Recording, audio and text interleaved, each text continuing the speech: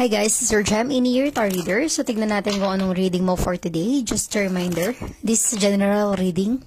So this may or may not resonate with you, so don't take it personally. This is just a guide.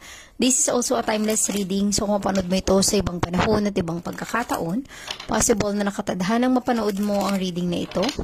Maaaring mga advice and messages na mapupull out natin ay makatulong sa iyong sitwasyon. Also, please like, share, comment, and subscribe. Follow my page for more videos like this. Give me your energy. Anong reading mo for today?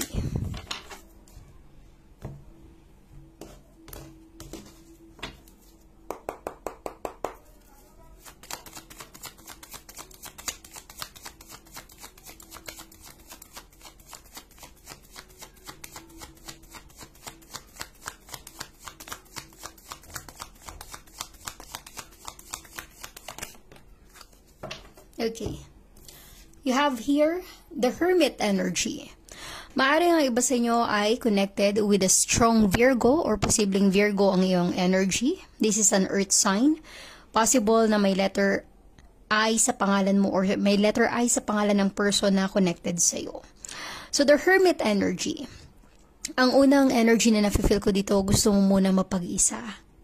Okay, makapag-isip-isip sa mga nangyari sa iyong buhay. Para bang ito yung time or moment na gusto mo ng peace or kapayapaan sa iyong buhay. Nafe-feel ko ang energy para sa iba. Marami kang mga pinagdaanan na problema or mga challenges na minsan nakaka-toxic na. Okay? The Hermit energy is taking some time to evaluate your situation, tignan yung mga nangyari sa buhay mo. Okay, ito rin yung moment na magbibigay sa iyo ng enlightenment or realization na kaya pala ganito yung nangyari dahil ganito pala ang dapat. Okay?